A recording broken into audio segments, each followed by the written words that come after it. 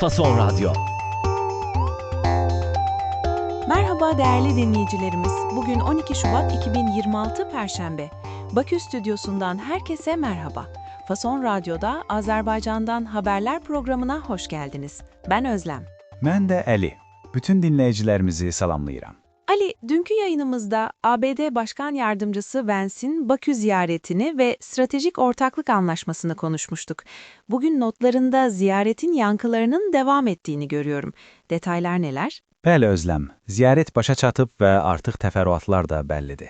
Meydan TV-nin yazdığına görə enerji, ticarət və təhlükəsizlik sahələrində strateji tərəfdaşlıq anlaşması imzalanıb. Amma sivil toplum tərəfindən Vance'in Azərbaycandakı demokratiya və insan haqları mövzularına toxunmaması tənqid edilib. Anladım. Yani stratejik konular konuşulmuş ama insan hakları meselesi biraz es geçilmiş.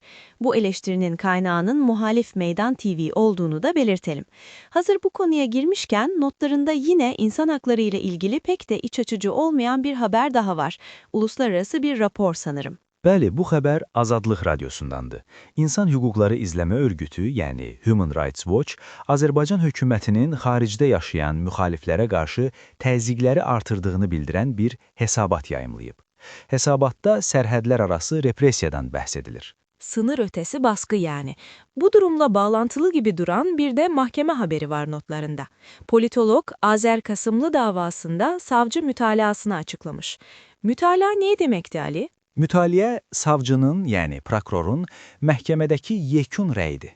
Məhkəmə qərarından əvvəl ittiham tərəfinin son sözləri və istədiyi cəza. Ha anladım. Bizdeki esas hakkındaki mütalaa gibi. Peki ne kadar ceza istemiş savcı? Prokuror Siyasi İdarə Etmə İnstitutunun rəhbəri Azər Qasımlıya 13 il həbs cəzası istəyib. Qasımlı isə təhdidlə pul tələb etmə ittihamının siyasi və uydurma olduğunu deyir. Bu xəbərin mənbəyi də Meydan TV-dir. Vay, 13 yıl. Ağır bir talep. İç gündemdeki başka bir konuya geçelim. Emeklilerle ilgili bir haber var. Maaşlara zam yapılmış ama pek bir memnuniyet yok galiba. Elədir. Pensiyalara 9,3% artım edilib və minimum pensiya təxminən 350 manata çatıb. Amma BBC Azərbaycancanın xəbərinə görə artan qiymətlər qarşısında bu artımın çox yetərsiz olduğunu deyən təqaüdçülər dolana bilmədiklərindən şikayət edirlər. Bu hikaye bize hiç yabancı gelmiyor. Rakamlar artıyor ama alım gücü yerinde sayıyor. Her yerde aynı dert. Ama notlarındaki en tuhaf haber bu piyano meselesi sanırım. Laçın'da piyasa fiyatının kat be kat üzerinde bir fiyata piyano alınmış. Bu nasıl oluyor? Bu da Meydan TV-nin xəbəridir. Laçın rayonu quruculuq, tikinti və idarə etmə xidməti tender keçirmədən birbaşa satın alma yolu ilə bir ədəd piyanonu 72 min manata alıb. Bu təxminən 42 min dollar edir. Ölkədə isə akustik piyanoların qiyməti 5 min ilə 15 min manat arasında dəyişir. Vay, 42 bin dolarlık piyano. Altın kaplama falan mıymış acaba? Kamu kaynaklarının kullanımı konusunda ciddi bir israf gerçekten de. Neyse, biraz da yüzümüzü güldürecek, olumlu bir haberle kapatalım programı. Teknoloji dünyasından bir gelişme var. Bəli, bu çox sevindirici bir xəbərdir. Day.az saytının yazdığına görə, texnologiya dəhlizi Google'ın inkişaf etmiş süni intellekt platforması Gemini artıq Azərbaycan dilini də dəstəkləyir. Harika. Yapay zeka artık Azerbaycan Türkçesiyle de konuşacak. Belki bir sonraki program metnini Gemini'ye yazdırırız. Ne dersin Ali?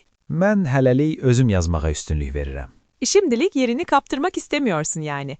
Ali, bugünkü notlar için çok teşekkürler. Gündemi yine dolu dolu aktardın bize. Mən təşəkkür edirəm Özlem. Fason Radyo'da Azerbaycan'dan haberlerin bugünlük sonuna geldik. Yarın yine aynı saatte buluşmak üzere, hoşça kalın.